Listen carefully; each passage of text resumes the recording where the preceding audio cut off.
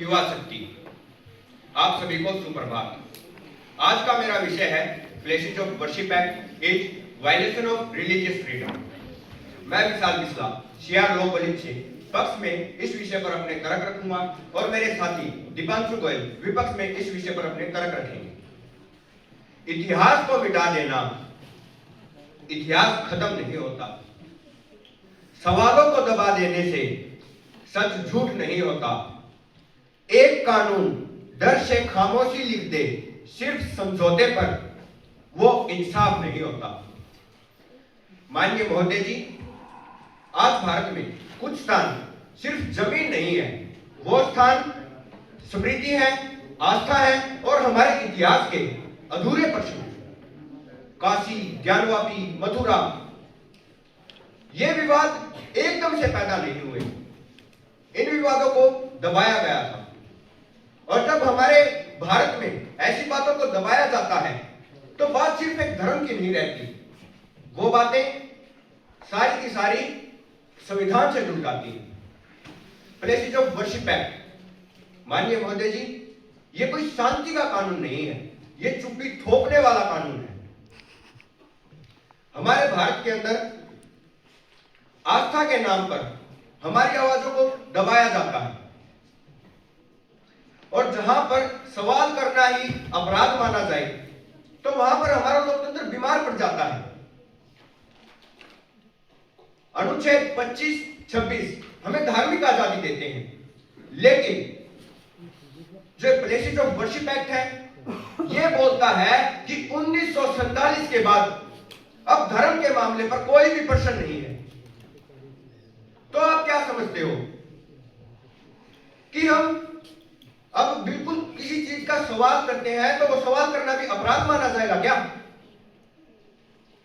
माननीय महोदय जी, मैं बता देना चाहता हूं कि हमारे सुप्रीम कोर्ट ऑफ इंडिया ने स्पष्ट शब्दों में बोला है कि मिनर्वा मिल्स केस में जुडिशियल रिव्यू हमारे संविधान के बेसिक स्ट्रक्चर का हिस्सा है, लेकिन यह प्लेसेस ऑफ वर्शिप एक्ट हमारी अदालतों के हाथ बांधता है और जहां पर अदालतें चुप हो जाती हैं वहां पर माननीय महोदय जी, जहां पर अदालतें चुप हो जाती है वहां पर माननीय महोदय जी लोकतंत्र बचता ही नहीं। यह कानून दो मापदंडों वाला है जो चयनात्मक तरीके से दिया गया है। तो मेरा अंत में यह मत है कि यह कानून सरासर असंवैधानिक है और इसको तुरंत प्रभाव से असंवैधानिक घोषित कर देना चाहिए। धन्यवाद।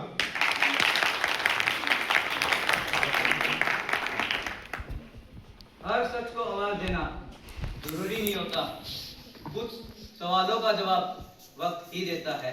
जो कानून सुकून को चुन ले समाज के लिए, वो चुप्पी नहीं जिम्मेदारी देता है।